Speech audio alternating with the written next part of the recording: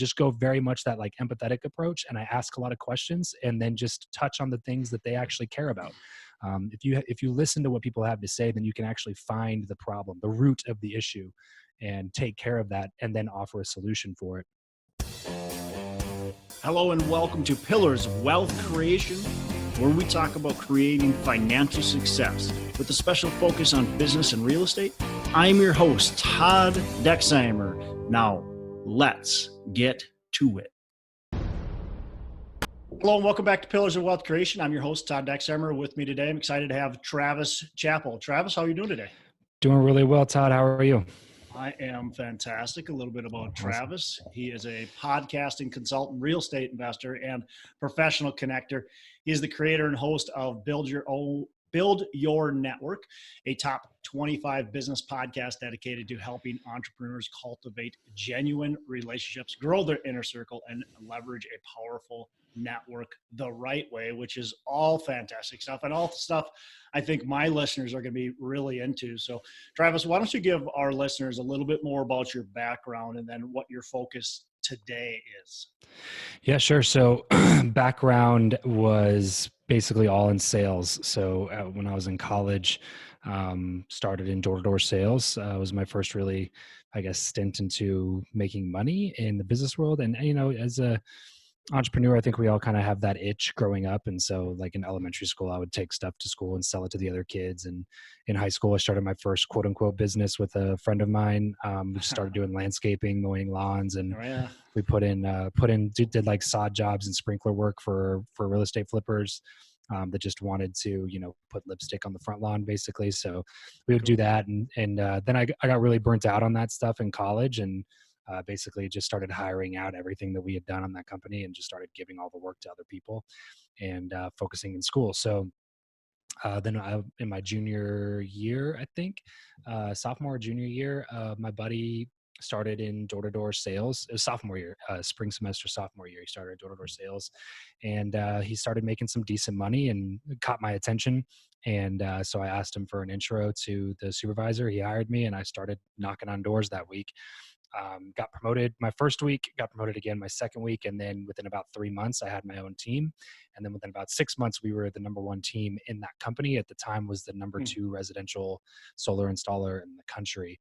And so we were just, you know, knocking on doors in college, making some money, having a good time, and continued along that trajectory for the next 4 or 5 years. So I did 6-7 years of door-to-door sales, retail sales, training, managing, consulting, all that good stuff.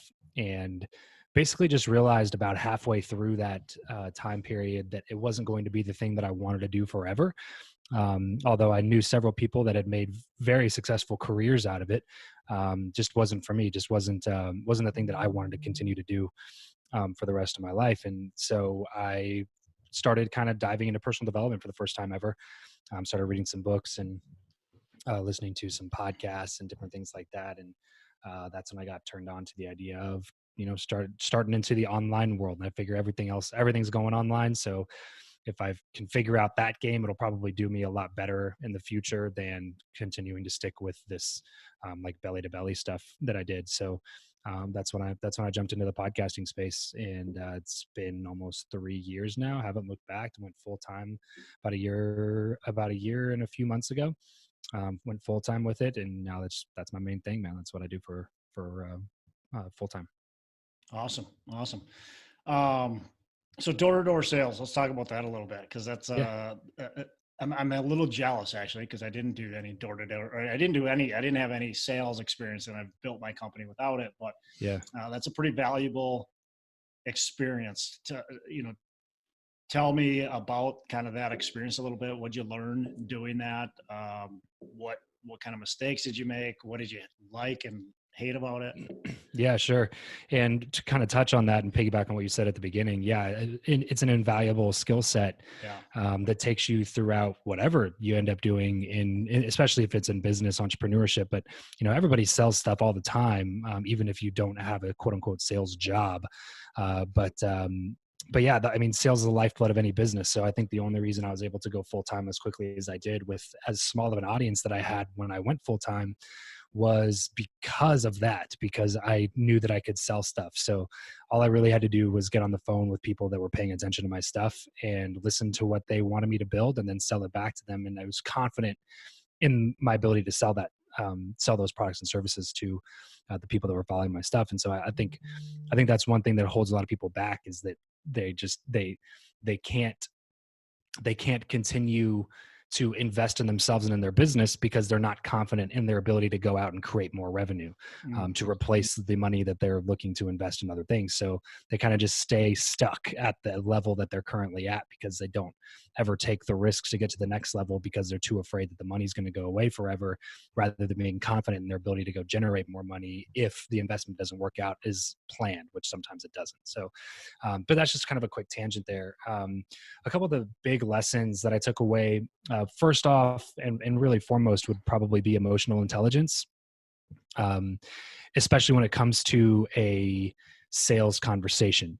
Because obviously, when you're knocking on some stranger's door and trying to sell them a product within the next 30 minutes so that they have not been thinking about or really even cared about up to that point, like, you have to really learn how to read people and how to do it well and how to do it fast so that you can move on, and so that you can, maximize every door that you're at or move on. And so being able to tell, that somebody was disinterested when they said they were interested, or vice versa, or being able to tell when they were just not paying attention so that I could ask a question to re-engage them into the conversation, like that kind of stuff proved to be, really invaluable. And even today now, it's still super helpful. They say that communication is only 7% the words that we say, and 55% body language and facial expression, and 38% tonality. So if you really look at that, if you don't have that emotional intelligence and you're just taking people at what they say only, then you're really going to be missing out on a lot of opportunity. And I think that's the difference between, somebody who closes at a rate to make a $70,000 income and somebody who closes at a rate to make a $250,000 income, is the ability to see past what the person's actually saying and dig into the root of the issue, and then solve that problem for them. So there's so many things that I took away, but emotional intelligence has to be at the top of that list. Dealing with rejection has to be at the top of the list. Even with the success that I had in door-to-door, you still get rejected all the time, and in very colorful ways. Sometimes not limited to, people don't really care when you're knocking on their door. Like, you're at their house and it's their kind of sanctuary. So, I've had multiple people, cuss me out and tell me to get off their porch and all that good stuff. But it just teaches you to have a thicker skin, and it teaches you that for every person that says no, there's another person out there that'll say yes, and you just got to go find those people, and really teaches you how to weed through those people and just move on to the next one without loss of enthusiasm. And that right there, just that one lesson, that principle, even not even in a sales conversation, but just in life in general, just that one principle can really take you a lot of places. It's just the ability to stick in things longer than most people, just because you're able to handle the failure after failure, the rejection after rejection, and then just continue moving along like nothing happened, or like the last one worked out well. That's not something that I think a lot of people can do mentally. And so that was probably another huge one. So emotional intelligence, dealing with rejection. There's so many other ones, but that's probably the top two. We've had my daughter sells Girl Scout cookies, right? So she goes. Oh, yes.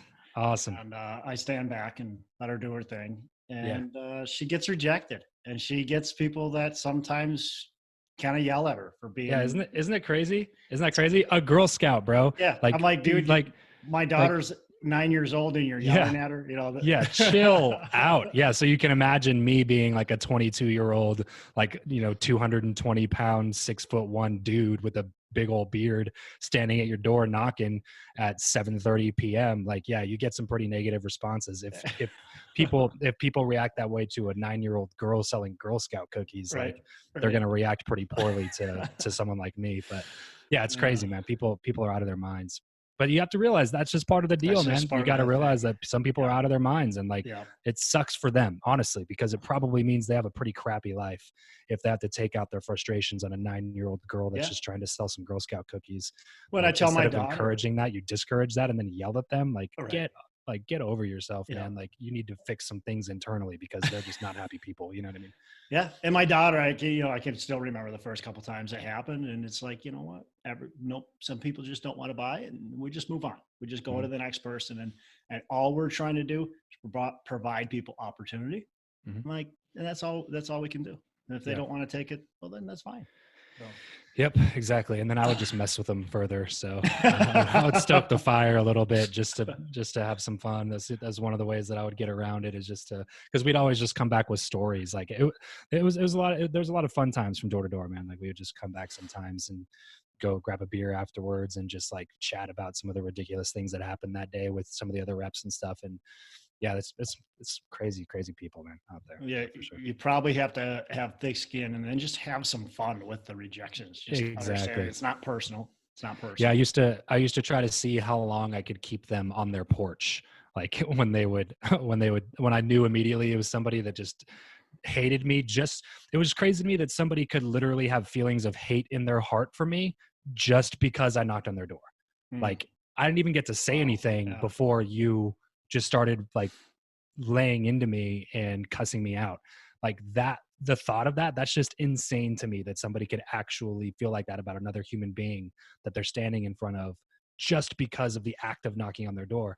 So those people, they were being jerks first. So I would just try to see how long I could keep them on their front porch without closing the door in my face, and try to waste as much of their time as possible. But So is yeah, it was dealing with crazy. that, dealing with that, did you just like, what was the thought? Was it just like, look, these people don't, I'm not going to let it bother me, or did it bother you sometimes?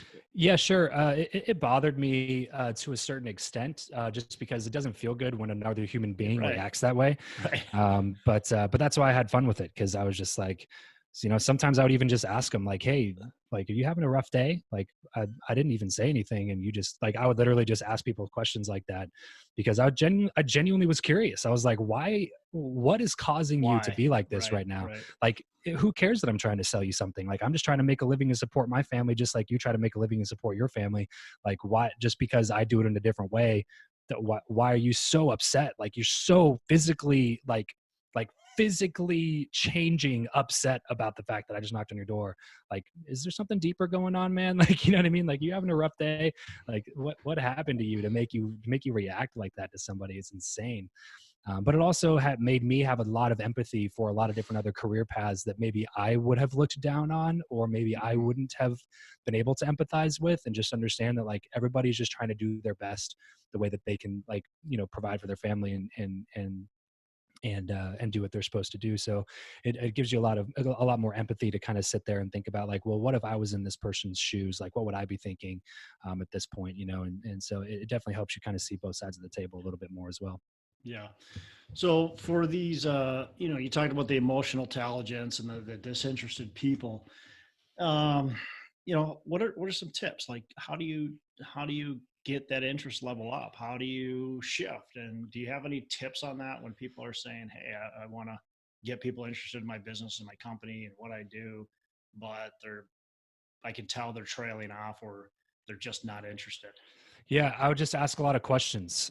So if I was like Mm, in the middle of something and I knew that people were um, starting to tune out, and I could like tell by the look on their faces they're getting really disinterested, I would just ask questions. And people really respect honesty, man. So I just remember this one time I was training a rep, and he was just struggling. He had been at it for like 2 or 3 weeks and just wasn't seeing any results. And so he asked if he could come shadow me, and I was like, yeah, sure, man, no worries. So we go to this house and knock on the door. And at the time I was selling solar. And as soon as they opened the door, they're like, "Oh, we're not interested." mm, And I just kind of laughed a little bit and was just like, "Oh, really? Not interested in what?" And they were like, "Well, whatever you're selling." And I was like, "Oh, well, good news. I'm not really selling anything. We're just talking about how to save you a little bit of money on your electric bill. You pay your electric bill, right? Yeah, cool." So I just kind of like would ask them questions, like when they would say just blanket statements like, "Oh, I'm not interested," or It was just these reactions that people have to typical sales conversations. Yeah. They're already Which, saying no before they even know. right. They don't know what the opportunity is. It was like, Yeah. okay, well, how do I make them try to be at least open to the opportunity? Yeah. And usually it's through asking questions. Did something happen with the solar company in the past that made you like not trust those types of companies? Tell me about that, or, try to get them to just talk a little bit more. The gut reaction when you're in a situation like that is for you to try to talk more, for you to try to convince them that what you have is awesome. But when in reality, like, you don't really know what's bothering them. So when you just start talking, you're just assuming that you know the issue and the problem. And 9 times out of 10, you probably don't. So you're just continuing to talk and continuing to bug them. And every second that goes by when you're talking about something that they don't care about just increases the likelihood of them shutting the door in your face without letting you get a chance to say exactly what you're talking about. Um, so I just remember like talking with this girl for, I don't know, probably like 10, 15 minutes, asking her a few questions. And at the end of it, we had a consultation scheduled for me to come back. And the rep that was shadowing me was just like, man, how did you do that? Like she literally from the very beginning said no. And then 15 minutes later, you're walking out with like an appointment to come back and like build a system for her house and sit down with her for a consultation. Like what happened? And that was exactly what it was. It was just empathizing with her, seeing her side of the table. Like, look, I know it's 6:45 p.m. on a Wednesday evening. Your husband's not home from work. I'm not trying to, sell you something right now. I'm not trying to do this, not trying to do that. I completely understand where you're coming from on that. The big thing is just to understand that we aren't here to like pitch you on something that you don't need or want, that's not going to benefit you and the family. If I didn't think that it would actually help you guys out, I wouldn't even be here right now. I just go very much that like empathetic approach, and I ask a lot of questions and then just touch on the things that they actually care about. If you listen to what people have to say, then you can actually find the problem, the root of the issue, and take care of that, and then offer a solution for it. Which in some cases we would try to get into the house immediately that night. Other cases like that one where there was another decision maker in the process, and I knew that she wouldn't say yes without her husband there.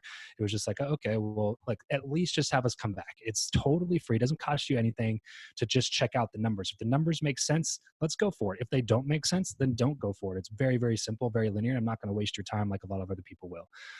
But people just kind of respect that matter of factness and honesty, and they'll feel that connection to you if you can actually empathize with them and like see things from their side of the table. Yeah, and I think low pressure too. Yeah, sure. A lot of what I heard you say there. Yeah, with the that's the idea that you have to give to them, right? So after I sold solar, I sold door-to-door alarms for like a year and a half, and that was a little bit different of a game because we didn't do comeback appointments. It was all that day.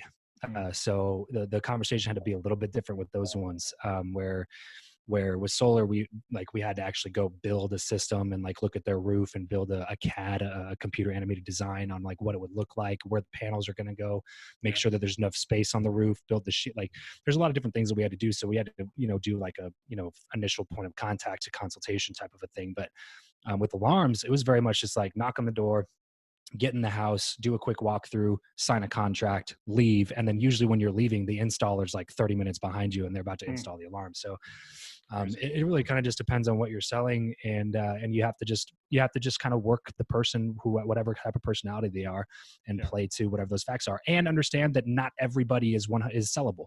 Some people just aren't sellable. Even if you take the best door-to-door reps out there, you're not gonna be able to close every single person. So, but you have to be able to tell, is this a person that I can dig further with? Or is this a person that I'm not going to be able to sell? And is it a waste of time for me to talk to them? Because I had some of those people when I started getting more of like that arrogant, attitude of like, I can sell anybody type thing when I'd been doing it for a while. I just found that I started wasting time because I was talking with unsellable leads and trying to sell them, and, spend 45, 50 minutes with a person. And then at the end of it, it's still a no, or you spend that long with the person. At the end of it, they didn't pass credit, or they weren't even the homeowner or the decision maker. And so like trying to figure, like you have to just be able to work through those types of things, which teaches you obviously a lot of that emotional intelligence. Like I was talking about, if you're talking to 30, 40, 50 people in a day. Definitely. So let's shift over to kind of what you're currently focused on. This build your network is you're talking about how to grow your inner circle, how to leverage a powerful network the right way. And I think my listeners would be very interested in some tips with that. So you can break it down for me. How do we build a powerful network? How do we create and grow our inner circle and cultivate these genuine relationships? Yeah. So first thing is you have to get rid of the old way of thinking about networking, which is like that 1980s version of like, let's go to this cocktail mixer, put on a name tag, print 1,000 business cards, and try to close business on first point of contact. Like a lot of people treat networking like it's an in-person cold calling activity. And if you're going to do that, you're just going to get left behind. Like, will it work? Sure. The more hands you shake, the more money you make. It's a numbers game. It will eventually work and you will eventually book business from it. But is it the type of business that you really want? Probably not, because that person's probably at that event to try to pitch everybody else that's also there. And it's just going to like, you're literally building relationships with takers in scenarios like that. And you yourself are a taker. If you really look at it, the reason you're there is not to help other people. The reason that you're there is to help yourself. And the reason that everybody else is there is to help themselves. So when you build a network that's full of takers, it's just going to drain energy from you. And sure, you might be able to make a $75,000 to $125,000 a year income, and a lot of people do in that bracket, but I don't know any seven-figure person that treats networking like that. Zero. I don't know any. Like I've interviewed a lot of them. We're coming up on 400 episodes of the podcast now, and it's giving me a lot of insight into that type of stuff because they don't do it that way. Only the people that are like battling for scraps, those are the people that do it that way. Like I said, the real estate agent who's making $55,000 a year and trying to get to 70, like close one or two more extra deals. If I can just go to this networking group every month and I can get one extra deal from that, I'll bump up to $70,000. Like that's a great income. Okay, if that is the type of income that you're okay with, sure, it might work. But it's never going to be self-sustaining. You're always going to have to keep doing it. Right. Like it's not a way to build a sustainable business that keeps bringing in income for you. Like you're always going to have to go back out and get that next sale, just like I did in door to door. That's one reason why that was one of the big reasons that I got out of that, because I realized that like, hey, even if I'm 35 and I've been doing door to door for 15 years at that point, then like I'm still going to have to go out and knock on doors to get sales. That's it. That's the name of the game. And sure, I'll get some more from referrals and my production might be, 20 or 30% increased at year 15 because of the additional referrals and the fact that people know me as the alarm guy or the solar guy or whatever. But at the end of the day, if I really want to go increase revenue, I have to go knock on more doors. And that was the reason that I was just like, I don't want to be doing that for 15 years. So that's going to be the same thing for you if you're treating networking like in-person cold calling. So if we don't treat it that way, then what is it, right? So the way that I teach it is just networking is just like any other relationship. It's your networking is just building friendships with people. A lot of people treat those two activities completely different. Like one of them's work and one of them's fun. When I do my best quote unquote networking, it's in fun settings. It's like having fun with people. And that's what really builds those relationships, because ultimately like the thing that the reason that people are going to refer you business is not because they met you at an event and have your business card. The reason people refer you business is because they trust you. It all comes down to trust. Yep. And trust isn't a the more hands you shake game. Trust is a how many friends do you have game. And like the only way to really build true friendships and build trust with people is to spend time with them and to add value. Spend time with people, add value to people. It's really not that hard, but you have to do that the right way. Because if you do it in that spammy way, then you're just going to turn people off and have a bad reputation instead of a good reputation. And so you have to look at what can I give, not what can I get. And then you have to build friendships, not go network. What's the magic number of people, or maybe I'm saying it the wrong way, but if I go to a networking event, let's just call it a 2-hour event. Yeah. How many people should I meet? I think that really plays. I think the answer is you play to your strengths in a situation like that. So you have to be self-aware enough to understand. Like for me, I'm an introvert by nature. So I do not get energized by talking to a bunch of people. It drains me. It drains my energy. So if I'm at a situation like that, I know that in a 2-hour event, it's probably not going to be fruitful for me to go talk to 25 people for 3 minutes. Mm-hmm. it's probably going to be more beneficial for me to go talk to 2 or 3 people for 30 minutes a piece and really try to actually get to know them, and then build some sort of like a post meetup re-engagement to continue having that conversation with them. So the other side of that is, if you're an extrovert, then it might make sense for you to go talk to a bunch of people, because maybe that's how you get your energy and you like talking to people, and you can rattle off a conversation with somebody in 3 or 4 minutes and then move on to the next person. Like, I think it really just, I don't think there's a really great answer for that, except for that you have to be self-aware and you play to your strengths. If you're an extrovert, use that to your advantage. Like, it's cool that you can be like the center of attention, that you can bring that energy to a room, and that you could be in a group of 3 or 4 people and that they're probably all focusing on you. Like use that, harness that. Don't suppress that and try to be more of an introvert because that's the way, that you were told that works the best. Like, I think it's a very much play to your strengths type of a situation, as long as you're not using that 5 minutes to pitch your stuff. Like, you can't just use it as a 5-minute elevator pitch. Don't let the other person talk at all and then move on to the next person. That's just networking Ned back in action. But networking Ned is like the person that I call is like the worst networker of all time. And we all know somebody that's like that. So don't be the networking Ned of the meetup, right? So you don't want to have that, you don't want to leave that impression in people's minds where it's like, oh yeah, I talked to that guy. Well, I mean, he talked to me. I didn't really say anything to him. You know what I mean? Like, cause he just talked the whole time. So if you're going to do that, if you're an extrovert and you're going to do that, then just try to make it a habit to let the other person talk 90% of the time and you talk 10% of the time, which means that you got to get real good at asking good questions. And that will provide a lot better conversation and a lot better memory in that person's mind of who you are, than the opposite of that, because people will never really remember what you say, but they will always remember how you make them feel. And how do you make people feel good? You let them talk about themselves.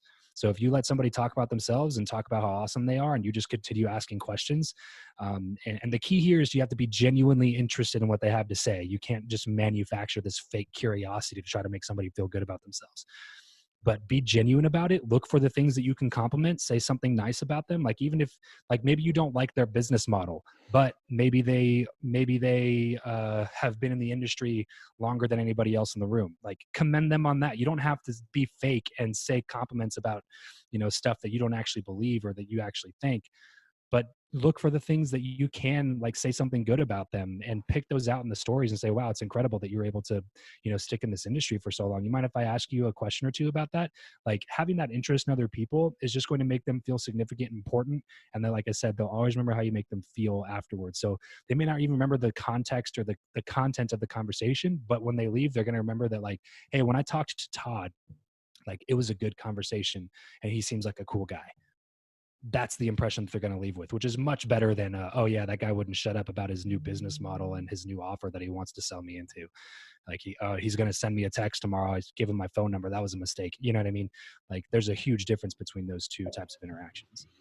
Yeah, I can't remember what book it was. There was a book that the guy went to a party or something and talked to a woman, and she talked the whole time.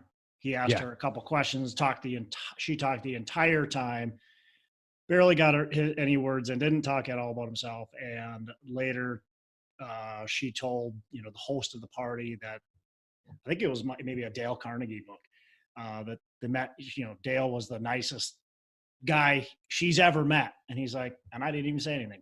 I just asked a couple questions. Exactly. And that's what she said, he was the most interesting, well engaged and nicest person she's ever met.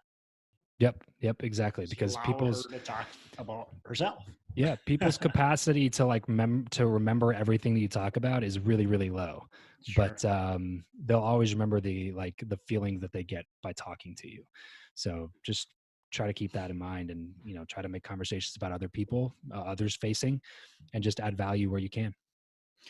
So speaking of that, adding value where you can. I mean, what are you looking for when you're talking about adding value and re-engaging with other people, because that's part of building that network?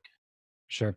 So there's an entire exercise that I put together for this, because I think that it's a really important aspect to this whole conversation.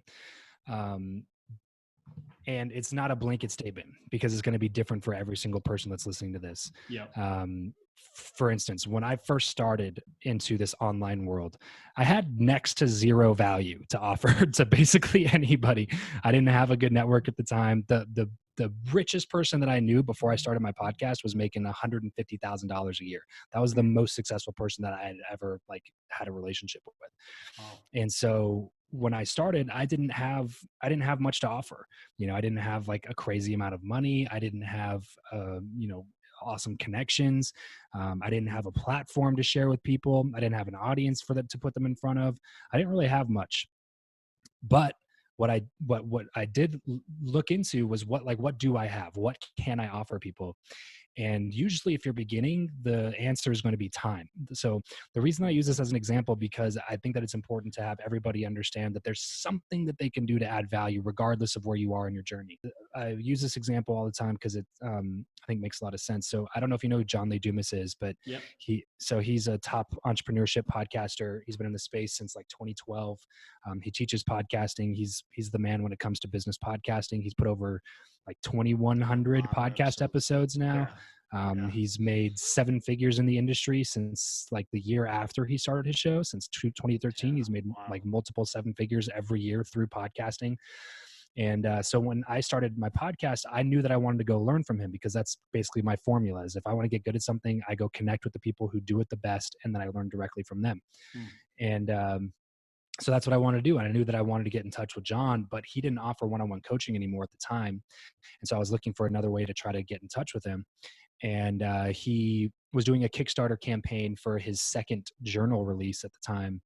And one of the prizes was, it was $6,500 donation in exchange for like a 3-day mastermind at his house. And there was going to be like 5 other people there. So after like 3 weeks of really toiling over, because this is before I ever spent any money on myself, like I never invested money into myself. The biggest thing I ever bought before this purchase was like a $25 audiobook. You know what I mean? So like $25 to $6,500 plus flights and food and all that stuff. Like it was an $8,000 weekend was all said and done. And the most I'd ever invested was $25. So it took me a while to make the decision. I almost actually ended up missing out on the opportunity because of it. But anyway, I booked it and I went down there. And I was just, my goal for the weekend was to get some stuff, sure. And I wanted to get some knowledge, sure. But it was really like, how do I differentiate myself to John? Because a lot of people pay for his stuff, but aren't friends with him. You know what I'm saying? So like, how can I actually add value to somebody like this? He's got more money. He's interviewed the best people in the space. Like he has a big audience. He's got the list. Like I don't have anything to offer is what it seemed like. And so I even went as far, this tells you like how much I think about this stuff, bro, because I even went as far as to go buy a brand new drone, because one of the things that I'd experienced in college, when I was just like making money for whatever I would do, I learned photography for a while. And I shot a few weddings and things like that. So I was like, oh, I know, I'll take some cool pictures of the event, the experience, and their house, because it's an awesome house in Puerto Rico. And I'll provide all of that to them for free, so they can use it in marketing and promotions and all that stuff. And that'll be my value add, right? So I go buy this brand new drone. It was GoPro's drone, the Karma, I think it's called, Karma, so whatever it is. It's something like that. And so I go buy this drone, and I flew it one time, and I didn't fly it a lot, because at the time we lived in an area that was right next to a Northrop, which is like restricted airspace. So I couldn't even like test fly it very much. And so we get down to Puerto Rico, and the first night I was like, I'm going to take this bad boy out for a spin, you know? So I go on the roof of the condo that we're staying at, and a couple other people that were attending the mastermind came up there with me to watch it. Cause this was back when like drones were like really getting big, right? This was like 2017. So it was, when drones were like just starting right, like everybody's like, whoa, was that a drone, you know? So I take it out and I fly it over, and it was just beautiful views. I was just like looking at the entire like coastline of Puerto Rico at sunset, and it was just like, wow, it's crazy. And then the battery starts to get low, so I was like, okay, I have time to bring it back, right? I had thought that the landing process was just like super automated. And come to find out, it's not as automated as I thought it was supposed to be. So, as you can probably already imagine, I start to land the drone and I realize that it's not really precise on the way that it's landing. And we're on this like tiny rooftop of this condo. So, the area to land it in was a very tight space. And so I brought it in and I was going to land it. And then it hit this plant and then like spun out, crashed into the wall, and two of the propellers broke. And just like, basically crashed and burned in front of me, along with my dream to add value to JLD during this weekend on night one, right? And so I was like, okay, well, there goes that idea. And then one of the other people that was attending the mastermind, I like had to bring it up to him that night, so I had to like own up to the fact that I crashed my drone, which was super embarrassing, especially in front of somebody that I was trying to impress. And so from that point on, that weekend, I was like, I got to find a way. I got to find some way to add a little bit of value to this conversation. I just didn't know what it was. And then we were having a conversation about the fact that he was going to be keynoting at this big podcasting event coming up, and he was running a booth to sell his journals at the event. And he asked me, since he knew my sales background, if I'd be willing to stop by and spend like 10, 15 minutes with the guy that they were having working the booth, to give him some tips on like closing and selling. And so I said, bro, I'll just work the booth for you. And so that's what I did. I got out there on my own dime. I let them ship all the stuff to me, and I drove it all there to the event because I lived in SoCal and the event was in SoCal. And it saved them money on cost because they didn't have to ship it to the hotel for them to hold it. So they shipped it to my house. I drove it all there. I set up the table, unpacked it all. I brought a friend with me, and like I worked for free for 3 days, like 3 full. And if you ever work trade shows, like how much of a task it is. But I had done a bunch of them with water and solar and alarms and all these other past ventures that I'd been in. So I was just like, hey, I have experience with this and I have time. So let me just do this. And I didn't even get to spend a ton of time with him at the event because he was just all over the place. But I did get to have like extra communication with him and his girlfriend, Kate. And then he asked me to come to the next event with him at Thrive, which was like a couple months later, where he was also speaking and sell journals there, which means I got to spend more time with them and stay in constant communication with them during that time. Fast forward to today, and he's a really good mentor of mine. Like he's been an unofficial mentor of mine for the last couple of years. He's made some good introductions for me. He's even referred a lot of coaching clients to me, that because he doesn't take on one-on-one coaching clients. So when I was doing a lot of one-on-one podcast coaching, he referred people to me, and all that good stuff. And like now he's asking me for like testimonials for him to put in some of his other marketing and things like that. And it's like a real friendship now. And we've hung out at a bunch of different events. I went to Australia with them. Like we've, just been able to build an actual friendship. And it started off by just looking for a way to add value in whatever way I possibly could, and understanding like, hey, I may not have the money, I may not have the connections, I may not have the success or the network or any of those things, right? But I do have time and I have a little bit of sales experience. So let me use that, right? So I, at this stage in my career, like I wouldn't be able to do something like that. It wouldn't make sense for me time-wise, right? But at that point, I was essentially starting a new career. I was starting from the beginning in an industry that I didn't understand at all, which takes a little bit of humility at the time because, like, I was pretty good at what I did in door to door. And if I worked those 3 days that weekend selling the product that I was selling at the time, it could have easily been a 5-figure weekend for me. So to like do all of that and go work some other guy's booth and sell $40 journals that I got 0% commission on for free and paid for my own hotel, like that was all just because I was trying to add some value.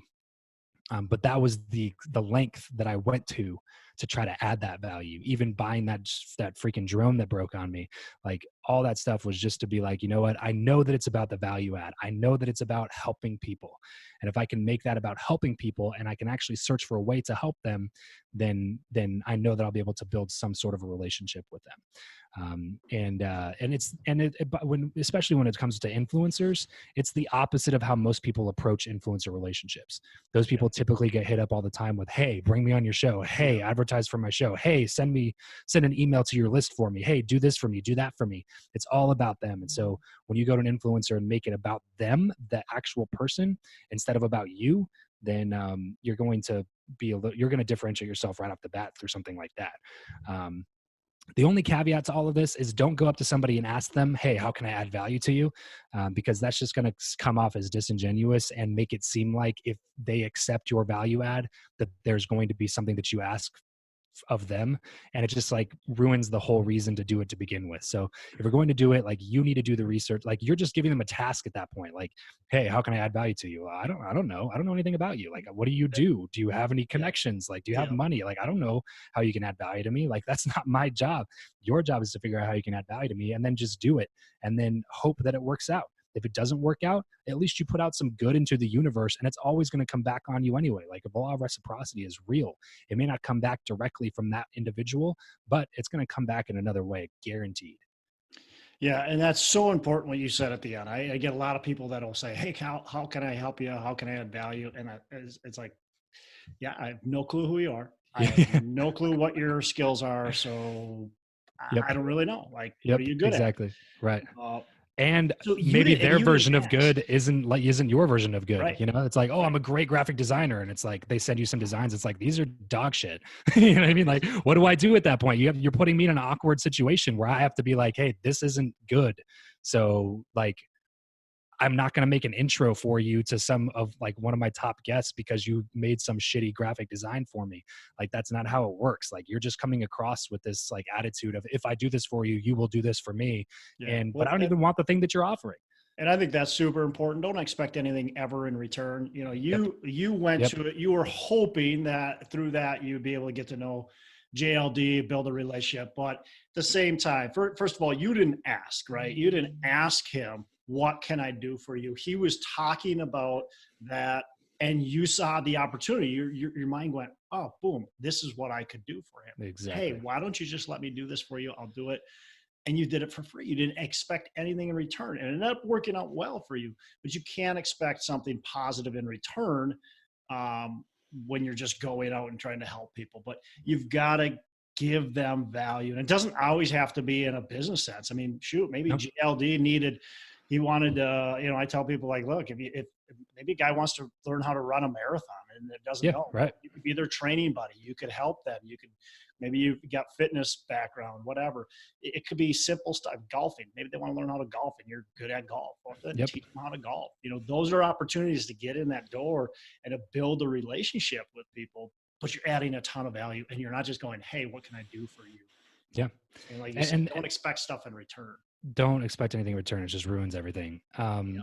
And yeah, you have to be able to add value without expecting things in return. And then I'll say this too: the your network will always increase in direct proportion to the amount of value that you can add to somebody else. Mm.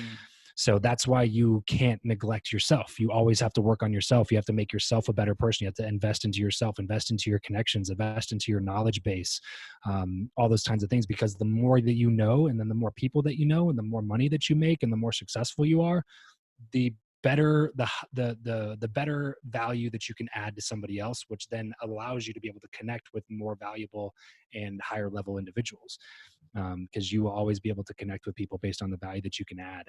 Yeah. So you always have to be able to work on yourself and make yourself, like, work on your skill sets. Join a mastermind to get better connections if you don't have any. Like, work on yourself first, because that way you'll be able to start adding value to people on a different level. Like, now when I add value to somebody, like, it's so much easier than volunteering 3 days of my time and working for free. Like, you know what I mean? Like, it doesn't take me that much now in order to be able to add value that's probably even way higher than the value that I gave to that, even though it took me 3 full days to do it at that time. Now, like, I can make that value up in a single email intro to somebody that they've been wanting to connect with, or Yeah. an email to my list, or a guest spot on my show. Like, there's now that I've continued to like work on myself and my business and my show and my network and all that stuff, now it's way easier for me to add a higher amount of value in a much shorter period of time, because I've continued to like, make myself more valuable as a person. Yeah, definitely, definitely. So true. So Travis, we could keep on talking. I could ask you a ton of questions, but I want to be respectful of your time. A couple more questions before we wrap up. First of all, what's a favorite book that you can recommend to our listeners? Yeah, as you can see behind me, that I don't lack in my Nope. books there. There you go. But um, One book on real estate or on. Business, real estate, mindset, whatever you like. Okay, let me say this one just because I'm not sure. I'm not sure. Maybe your audience, maybe they're familiar with it, maybe not. But one of the best money mindset books that I ever read, and the way that I grew up in a very strict, like religious type of a bubble, and my whole mindset around money was, not healthy, Yeah. especially for somebody that wanted to make a lot of it. Yeah. So the book Secrets of the Millionaire Mind Oh yeah. was a big one for me when I first got started in all of this. So if you haven't read it, I recommend reading it. Really recommend listening to it because T. Harv Eker, the author, T. actually Harv Eker. does Right. the reading on the audiobook, and the audiobook is very engaging. Some people's audiobooks aren't that great, but this one's definitely worth doing on audio if you like the audio stuff. So I've yeah, probably listened to that book like 15 times, I bet. love it. Yeah, It's I a love great that, book. man. It's definitely high on the list. What give me your where people can learn more about you and that give me kind of like a breakdown of what your company does, like everything your company is doing right now. Sure. So you can learn everything about me over at travischappell.com. That's my personal site, chappell.com, travischappell.com. You can find my link to my podcast there. If you're listening right there, so you can just search Travis Chappell or Build Your Network. It'll pop up. But the main thing that we're working on now is we're actually we're building out a new offering that is a done for you podcasting service. For the people out there that know they need a podcast, know they want a podcast, they want to either build their network in their space with high quality and high caliber guests, or they want to increase their authority or credibility by sharing the platform with those guests. Or they just want to increase their revenue and have better lead gen and build a warm audience of potential customers for their business. Whatever the reason, we'll build the podcast for you. So you don't have to learn the tech side. You don't have to hire people to do the tech side. You don't have to create a new website or logo or artwork or start recording or worry about a media host and distributing to iTunes and Spotify and Stitcher. And you don't have to worry about any of that stuff. Basically, my team will take on all the heavy lifting for you. So it starts off with a couple hour consultation with me where we'll work through like all the foundation and clarity building exercises that I walk through with my clients. That way we know that we're building the show that's actually going to be successful for you and not just like a show to have a show just for the sake of having one. Yeah. So we work through that side first, and then my team takes it from there and does every single piece of the podcast all the way through to the launch, including a full month of post-production services as well. So all you have to really focus on is the content, and we'll even help you with like guiding you through how to create good, compelling content too. So that's the Really main thing that cool. we're working on in 2020. So Awesome. if anybody's interested in that, you can go to travischappell.com/make my podcast, and there's an application there. We have got to do it by application only because we can only take on about 3 or 4 clients at a time. So definitely go check that out. Cool. That sounds fantastic. Last question for you. What are your 3 pillars of wealth creation? Oh man, that's a good question. I mean, I got to put who you know at the top of that. I mean, that's got to be pillar number one It's is your got to be pillar network. number one. Yeah. For you, for sure. Yeah. If you get around people that are just performing at a level that you're not used to performing on, you're going to change or you're not going to be able to stay in that circle. One of those two things are going to happen. Right. Like they're going to recognize that you don't have the chops to continue like being there. Yeah. Or you're going to have to like just become a better person, which enables you to then make the money that you want to make in your wealth creation adventure. Like you have to become a person that's capable of making the kind of money that those people make. Not like it's not the other way around. You don't make the money first and then become the person. You have to become the person first, and then the money comes after that. So number one's got to be who you know. You got to be your network. Number two I would say knowledge, skill set, or whatever word you want to use there. Skill set, knowledge, your craft. You just got to become the best at what you do, because if you can have the best network in the world, but if you're totally incompetent, then you're just going to waste all the opportunities that could potentially come your way. So number two I would say would be knowledge, like investing in yourself, your knowledge, your skill set, becoming excellent at what you do. That's got to be number two. And then number three, persistence. If you can just stick in it longer than most people, then you'll do better than most people.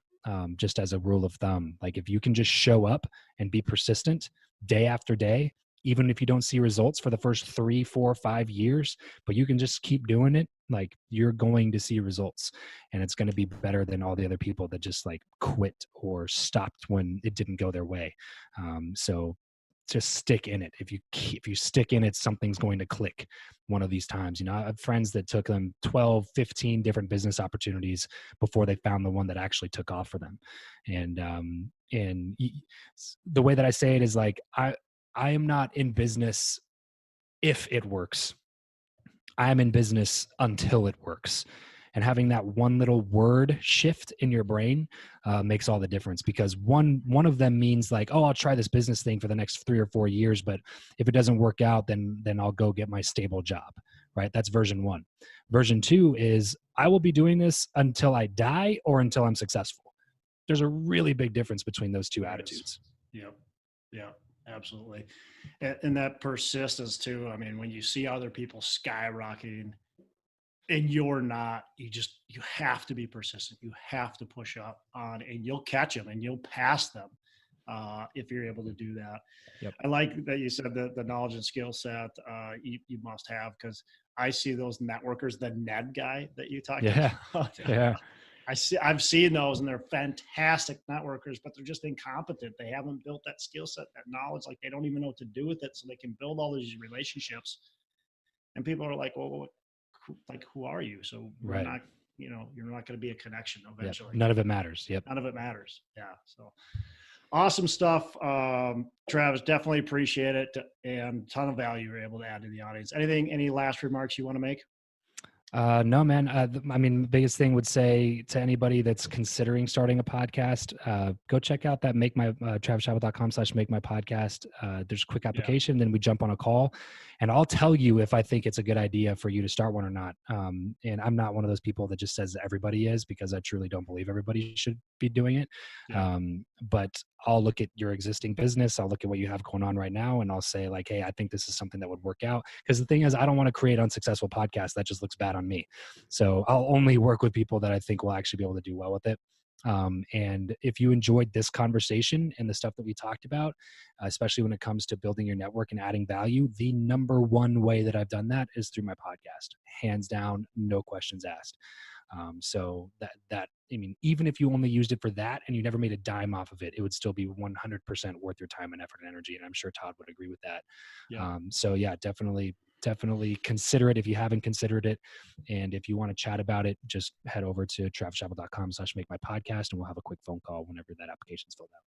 Cool. Yeah. I mean, that's a great offer, because you're right. Podcasting is not for everyone. It's not, and it's, I'm not going to say it's like a crazy amount of work, but there's plenty of work that goes into it. And if it's not for you, you just wasted a lot of time and energy when you could have just had a quick conversation with Travis.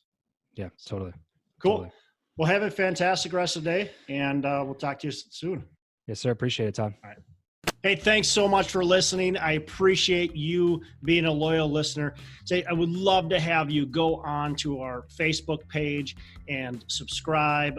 Give us a thumbs up. Go on to iTunes or wherever you listen and give us a rating and review. Don't forget to subscribe. Your rating and review just helps us push this out to more and more people and continue to grow our audience, and hopefully positively affect a ton of people out there that really need this and want this. So the other thing I've got for you is a free ebook on my website. So go on to venturedproperties.com, and download our free ebook on real estate and on syndication. And I've got some data points in there, some really good stuff for you. So I'd love to have you take a look at that. It's free. I'm not expecting anything from it.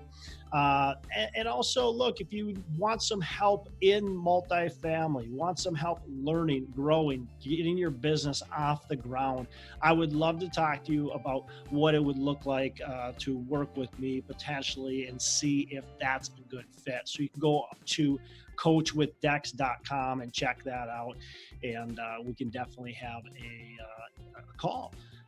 Thanks a lot for listening. You make it a fantastic rest of the day. I'll catch you on the next episode.